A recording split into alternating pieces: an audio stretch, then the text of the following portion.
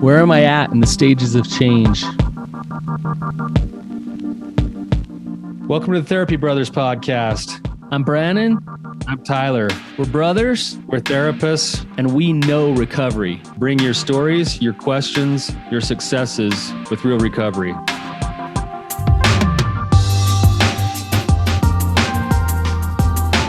Hey, Tyler, you ready to have some hard conversations? Let's do it. Let the Therapy Brothers podcast begin. Brannon, what's going on, man?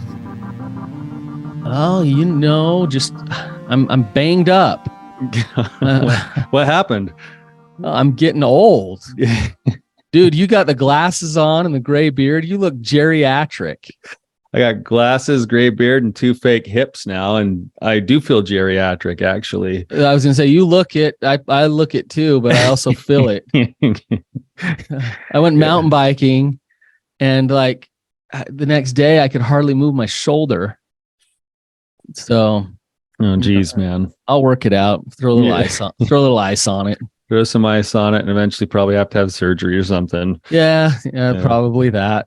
Oh well. It's where we're at in life. Yeah, no kidding, man. It's a hard place to accept that, especially when you don't think you're that old. But whatever. Yeah.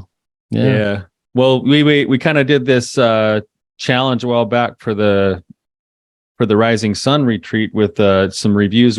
We've gotten several reviews, so I want to read one today, if that's all right, Brandon. And then we'll jump into our topic. Please. Here. Yes. Yeah. So this one comes from, the name was Giant Homer. So go figure. This one's probably going to be a good one. I love the name. It says, and the title of it is, Where do Brandon's philosophies on recovery and sexuality come from? And it says, I'm so grateful for this podcast. I was with a therapist for 4 years and just felt so bad about my involvement with pornography.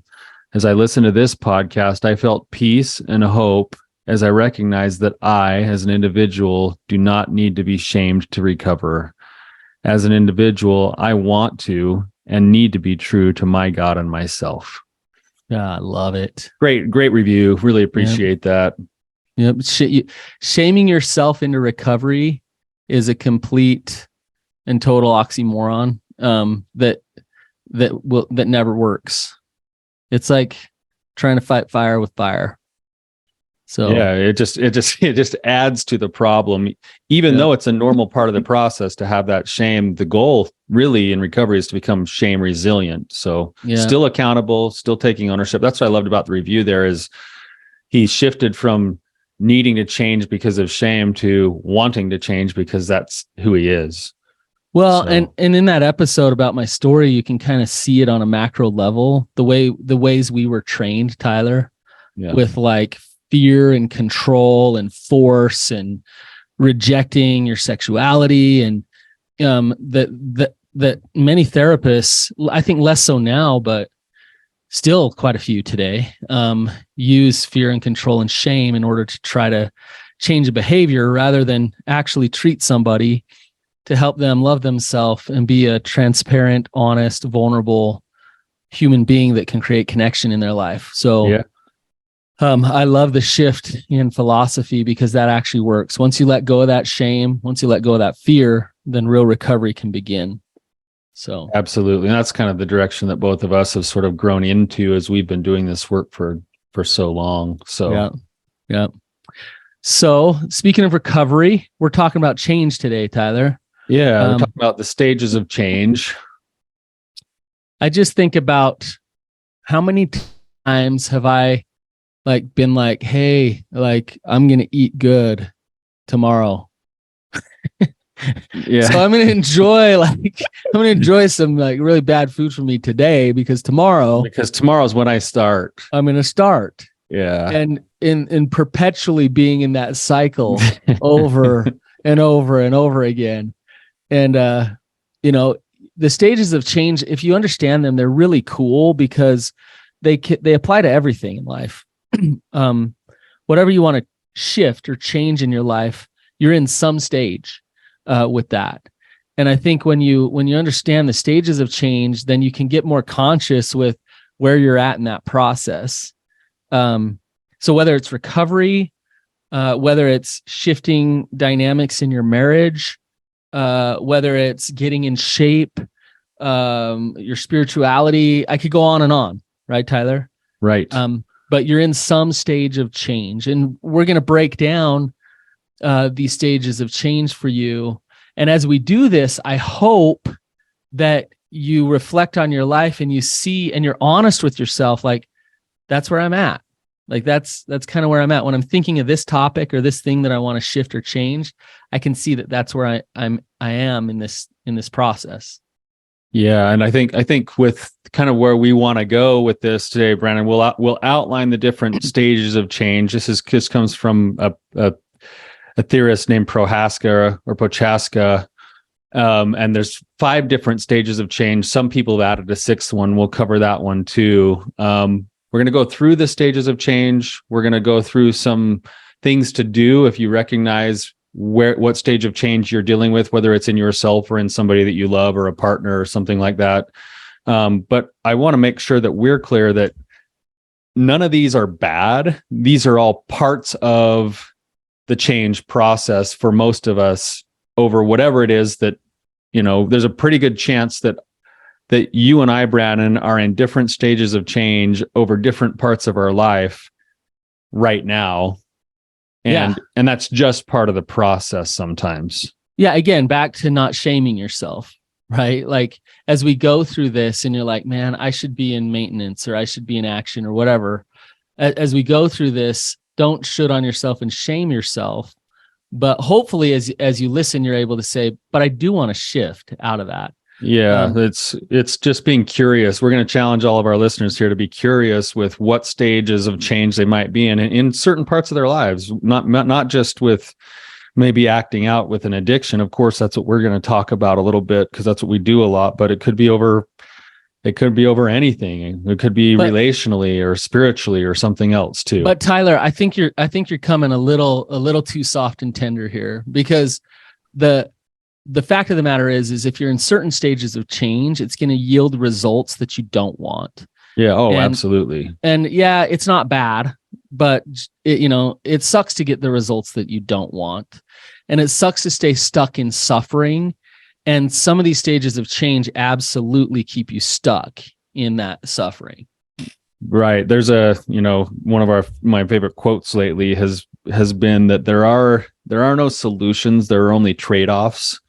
And some of these stages, you don't even, you refuse to even see the trade-offs, which then means you just get the worst things possible. Yeah. Yeah. The consequences come. You stay in denial over the actual consequences, even though they're producing themselves over and over again. Yeah. So so speaking of the stages of change, let's get into it. Speaking of denial and So when we're looking at people changing, this is something, Brannon, I don't know how you deal with it in your practice, but when I'm doing a first session with a couple or an individual and they're going through telling me their story, I actually have this kind of in the background of where am I starting as a therapist for the problem that they're bringing to the table? Yeah. Right. Mm-hmm. So because if I know where I'm starting as a therapist, then I know that there's certain things that I'm probably going to have to maybe engage in or do that I otherwise might not do. When you say knowing where I start, that what you're saying is accordance to where they're at in this process of change. Which stage of change is this particular client at right now? Yeah, exactly. Yeah. So the first one is called pre-contemplation. Mm-hmm. And the pre-contemplation stage of change is where you have a problem that might even be a glaring problem for everybody else, but you don't even know that you've got a problem. It goes along with this kind of like psychological term called the double curse of incompetency, which is that the people who are the least competent usually think they're the most competent. So in other words, it's straight denial. Denial. I really like that. I really like that word or term, pre-contemplation. You're not even contemplating change, because you don't see that there's anything to change. And so although there might be a mess all around you and what you're creating and doing, you don't want to change. And your relationships can be falling apart. This happens with addiction a lot, Tyler. Mm-hmm. A lot of times someone with an addiction will stay in pre-contemplation for way too long and just stay there and stay there and stay there as everything around them starts falling apart, as everything starts getting destroyed. And they're like, me, problem with alcohol? Huh? Like, what? Yeah. And they're drunk every night, or whatever it is. We did an episode recently, and the wife was talking about how her husband's using porn all the time and this and that, and how he's like, what? I'm not the problem. It's not a problem. Yeah. I'm just losing my marriage and I can't concentrate at work. But that doesn't have to do anything with porn. Yeah. Right. Like my porn use, my daily multiple times a day porn use. Right. Yeah. So pre-contemplation, it's not even that I don't want to change. It's that I don't even know that I need to change. What, Tyler?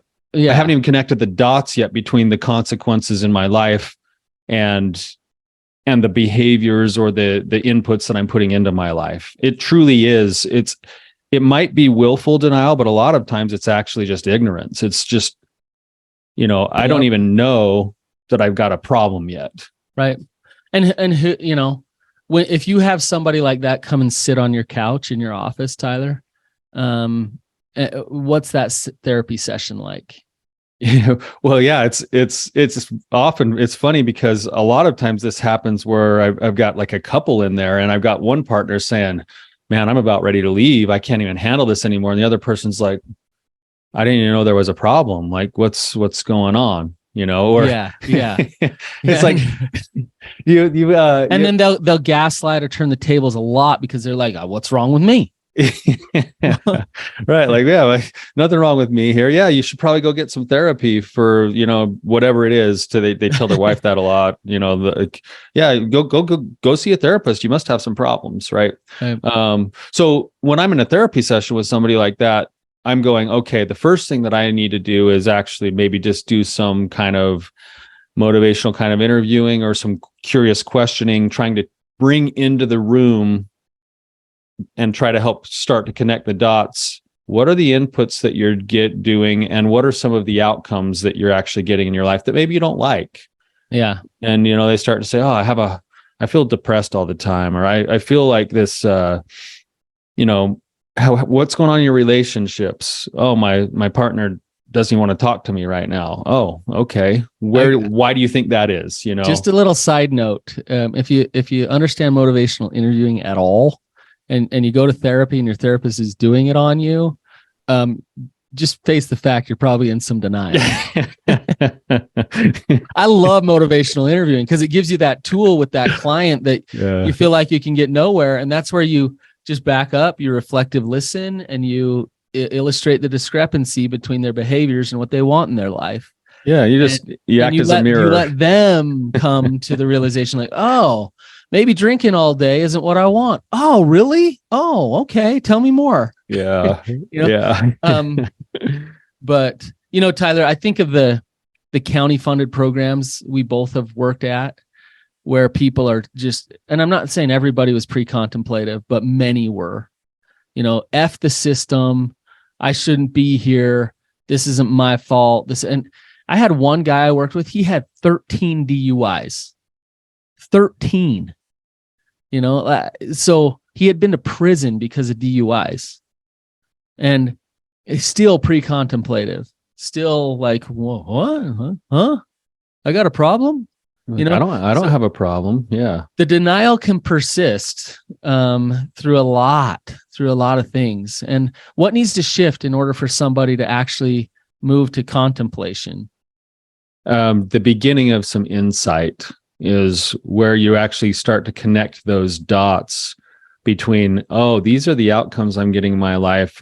And I can start to take a little bit of ownership for at least seeing that my inputs might be partially responsible for that. Yeah. And that's the next stage of change, Brannon, is contemplation. So you move from pre-contemplation, I don't even know I've got a problem. I don't even have a problem, to, oh, maybe I've got a problem. And yeah, what sucks about that, Tyler, what you just said? Yeah. A lot of times what you're basically talking about is pain. Yeah. Is like the pain piles up enough where finally someone's like, whoa, like maybe I should change. It's like, oh, I Maybe didn't something I needs to didn't even happen. realize, or oh, maybe I did underneath the surface know, but I've been running from it and hiding from it for too long. But now I just got the divorce papers. I just had my first heart attack. I just had whatever it is now. Okay, like I can't run from this anymore. Like yeah, it's too apparent now. There is something there, and that's where people start to maybe even contemplate. consider changing, because oftentimes it's the pain point that's too big, right? Yep. I used to do this treatment in drug court for the juvenile program that we ran in the drug courts. It was called the 7 Challenges, and I actually really liked that treatment program. It was similar to motivational interviewing. It had some of that in it, but it would take these adolescents who a lot of times did not have any insight into their problems about their drug use. You know, I had one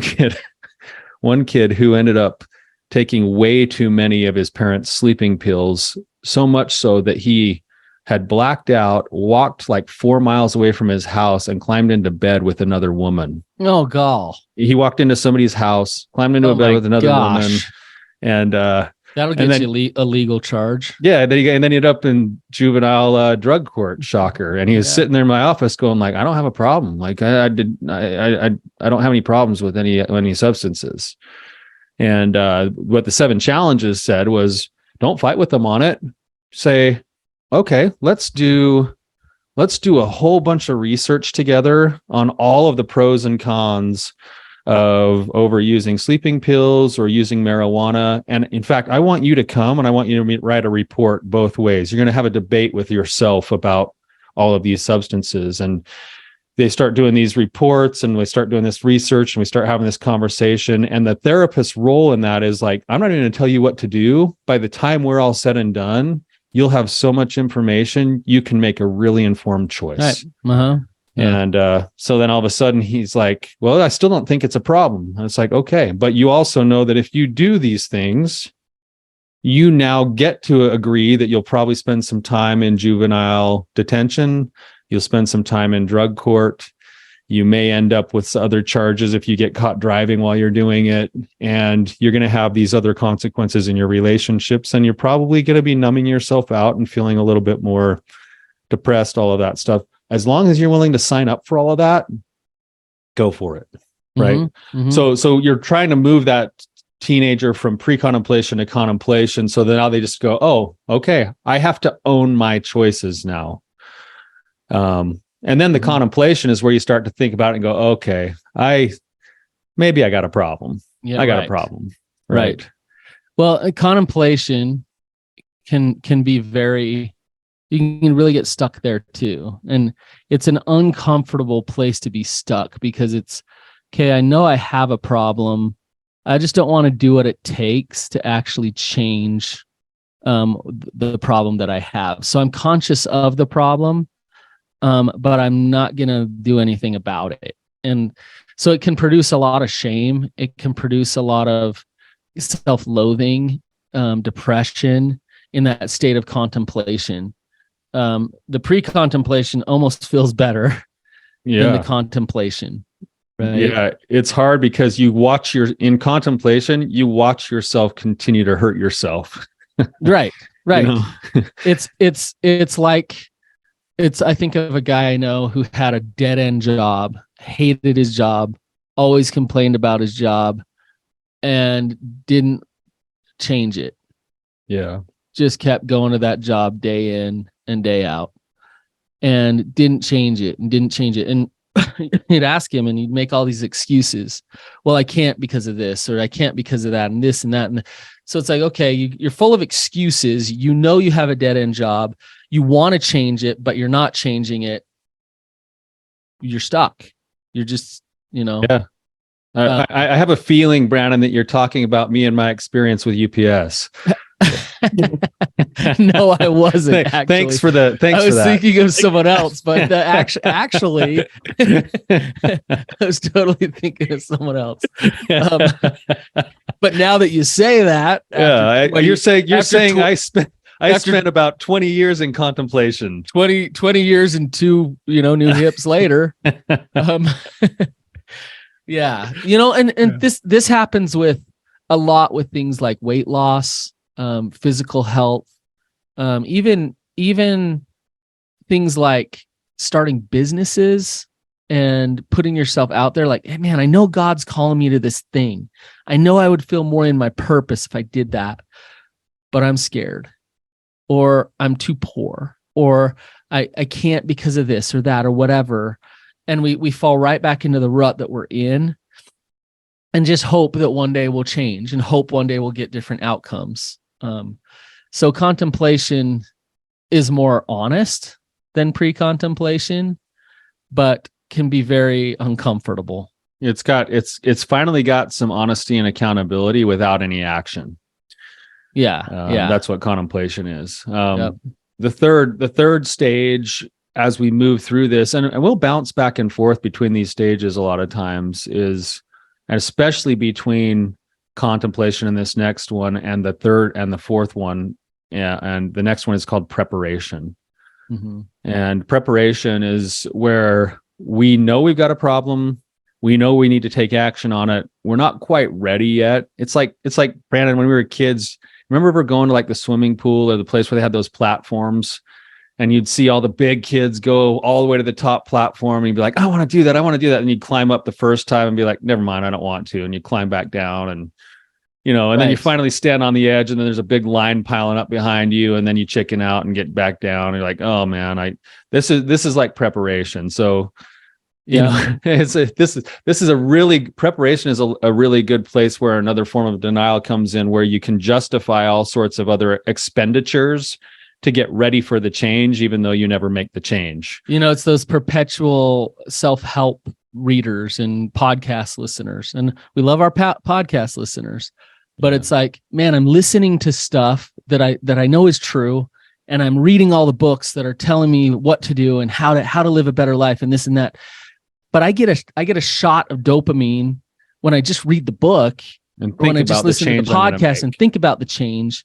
But to actually go put the money down, or to actually go run a mile, or to actually, whatever it is, that's like not happening. And so preparation can be awesome because you're moving out of that contemplative state.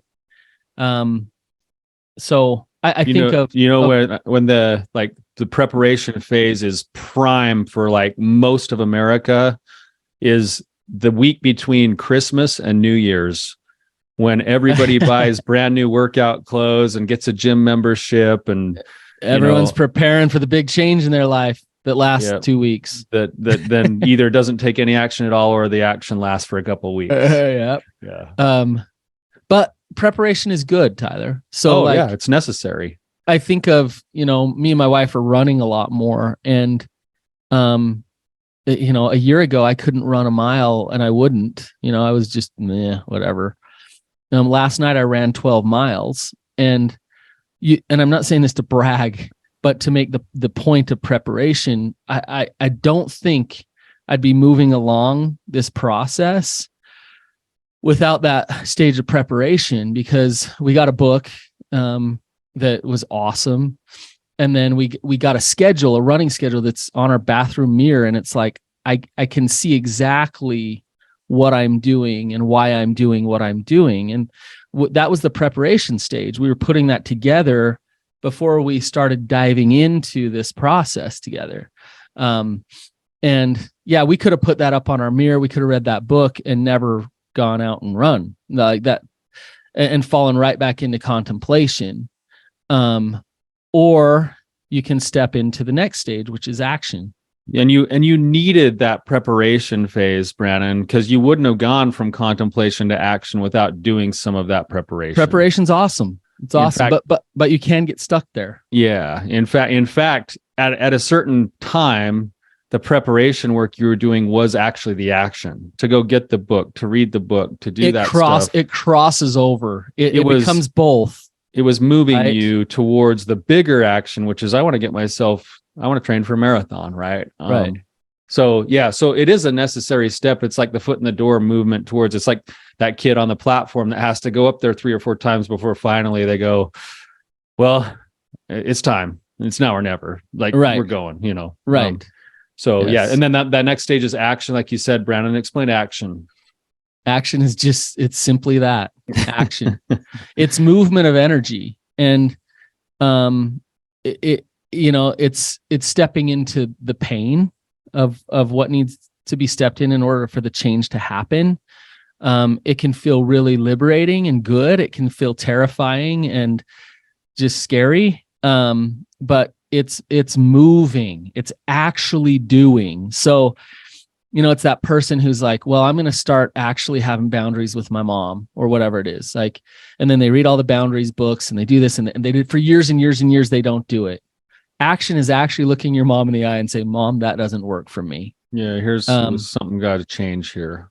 Yeah. Or it's taking that first run, that first half mile that you run, or joining that recovery meeting and actually going, like just going.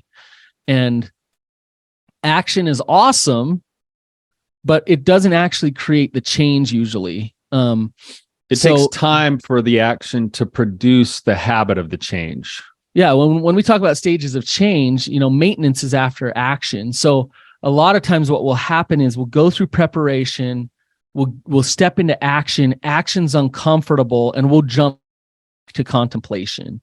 Because it's like, this feels overwhelming. Oh, that meeting was so weird with all those weirdos there, and I didn't want to sit there with them, and I didn't want to work the steps and do my work. So I don't. This is hard. I'm not going weird. Back. It's different. Yeah. Or that therapist really pushed me and made me look at things that were true, but they were painful. Painful. I'm never going back to therapy. So, okay, you took action, and then you retreat back out of self-preservation or avoidance of pain. Yeah. So good for you to get to that action stage. I think what there was a statistic that they showed us when I worked for drug courts again that said that people who actually really work on becoming sober from their drug and alcohol problem will give about 14 concerted efforts before they finally find some traction and actually get themselves sober. And I think it's a testimony to what you're saying here, where it's like, I know I got a problem. I'm going to get ready. I'm going to try really hard. And then I get overwhelmed or it doesn't stick. And usually, they give times for these. Sometimes the action phase is like 3 to 6 months. And they're saying if you can sustain the new changes for 3 to 6 months, you'll start to move into the next stages. But it's hard. Like change is hard, and to have a different consequence because of the awkwardness of something new is so uncomfortable and overwhelming that we tend to want to shrink away from that after a period of time. And some things that you can do when you're in the action phase to kind of help that stick, and as you're prepping in the preparation phase, is to build into your life to go along with the action, social support, structure, your own structure, your own accountability, to try to really work hard on the idea of the growth mindset instead of the fixed mindset, that this is going to be a process, and to see it as a process. That kind of work and that kind of support actually helps with the process of action and is more likely to push you into that next step of maintenance. Yep. That's it. So, and we all do this where we'll go take action and then we'll retreat and we'll be like, I don't know, that's hard, and you talk about that week between Christmas and New Year's. Then there's that week between the first week of January where everybody's like, they got up and went to the gym twice that week. Yeah. Action. Awesome. And then it's like, dang, that was early. And that's hard. I don't want to go back. I don't, so that's good still that you took action. Right. And maybe you need to do that 10 times before you finally necessary step. Start to stick in to that actual consistency. That, Tyler, if I can get a little weird here, I know we're running low on time, but if you look at all of this as energy and frequency, we vibrate at certain levels, and the vibration, these energy frequencies are just going, right? And in order to change the vibration, usually it's not a one-time event that will shift that vibration. And so what will happen is you'll take action and you do something different, and it's uncomfortable to change the vibration. And so you go back and you fall right back into the same rut or the same frequency that you were resonating at, right? Yes. Yep. Because that's where you're comfortable and that's what's automatic. It's already there and you're going to keep resonating in that frequency. And so to actually change, you have to, over time, hold a different frequency until it shifts. And that consistency is key to actual change. Like I've never seen someone recover from sex addiction in a week. No. Never seen it. And so that consistency is critical to change. And I don't think we focus enough when we talk about recovery and change and getting different outcomes in your life on the day in and day out, waking up with your habit and just doing this thing again and again and again and again and again until all of a sudden it's like, wow, I have a new life. Like things are different for me. And that's what maintenance is. Yeah. Maintenance is that fifth, like kind of stage of change, which is now, I like what you just said, Brannon, that action could be seen as the use of your willpower towards a new frequency. Yes. And maintenance is I'm finally resonating at the new frequency and it doesn't take a lot of my willpower because the habits have been established. So that's a good way to put it. The movement from action is use of willpower to maintenance is now this is a habit. So willpower is a finite resource that we use to change one step at a time. Habit is the thing that takes no willpower because it's just something that I've naturally grown into and that I do. It's who I am and what I do. Yeah. And any change that we make in our life, and this is why it's important to maybe try to change very few things at a time, because you need to use that resource of willpower until the new habit's established. But once it's there, it's the brain likes to utilize its resources elsewhere once you've got habits. And so habit can either be, I love the greatest salesman in the world that says, one of the quotes in there, one of the scrolls is, I will form good habits and become their slave. And what that really means is eventually my system can work in progress the same way that it's worked in like hurting me in the past if I train myself into good habits. And that's that right. There's a life hack if I've ever heard one. Yeah. Right.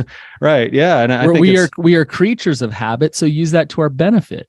And we can do that. And, and then there's a last step some people sometimes throw in, which is called relapse, which is where all of a sudden something happens or shifts in my life. And maybe I let go of a habit that I had formed. And then all of a sudden I've got to kind of start back in the preparation action phases again. And, this has happened to me just recently with, I decided to stop drinking soda several years ago, and I went like 6 years without a soda. It took a long time. It took me like 6 months to get clean from drinking soda. And just in this last year, I think yesterday I had like a 64-ounce Dr. Pepper. Hey, when you're in that stage of relapse, I don't want to encourage the denial or whatever, but just own that you're there and enjoy that Dr. Pepper. well, that's what's funny is that that's actually kind of a form of recovery. Sometimes be like, hey, it's not that big a deal. Everyone slips once in a while. But when that starts to turn into not just, it started with like a can of Dr. Pepper and then it's grown into a 64-ouncer. It's time to get back into that preparation action phase and reestablish the habit. Can you guys hear Tyler's contemplation? Yeah, that's a good example. No, there's some contemplation because I was looking at this the pictures from our last trip to the Wind Rivers that happened a few weeks ago, and I'm like, I'm in good enough shape that I can go knock out 12 miles with a 40-pound pack on my back, and it was not that big of a problem for me. In fact, I was in better shape this year than I was last year. And then I looked at pictures of myself on that trip, and I had my son-in-law say something to my daughter, like a threat, like, because he was eating, like, she was telling him to eat all of his dinner from the backpacking meals. And he's like, if I eat too much, I'm going to end up looking like your dad. I'm like, oh, thanks, bud. Like, welcome to the family. And then I'm looking at those pictures and I'm like, it's probably time for me to get back off the sauce. Yeah. Yeah. Well, to wrap this up, Tyler, I just want to say that we're all in these stages of change in different areas of our life. And and it's the nature of life. We go through this again and again, and this is how we learn. This is how we grow. And it's where we started this episode. Don't use shame to try to push yourself along, but use love. And what I mean is, love yourself. So what do you want in your life? What do you want to create for yourself, and why? And go get those things because you can. Don't, like Tyler's talking about, Tyler shouldn't go out of contemplation because he thinks he's a fat A now, and now he needs to shift out of that. Rather to think, you know what, I love myself. I want to be healthy. And because I want to be healthy and I want to be active with my kids, that's why I'm going to go do these things, because I love myself. So start there, move along these stages of change, get out of denial if you're in it. Yeah. And yeah, anything else, Tyler? No, I think that's great, Brannon. Just and to utilize the tools that you learn about in recovery. You take that love and anything that leads you to care for yourself more is a good action to take. That's what good habits are formed on, right? But then also to take the love for yourself, to take the growth mindset of process, and then to build in those skills and tools of your own choice, your own accountability, your own support system. You add those things in around you, and it helps you move along those stages of change. And you're going to use that iteration after iteration after iteration. You're going to start with your sexual acting out, then you're going to go into like being able to listen to your partner, then you're going to go into stopping drinking soda, then you're going to, whatever that is, you're going to use the same principles in perpetual motion towards growth for the rest of your life. Yep. And that's the way it works. So awesome, you guys. Go make some change in your life, and we'll see you later.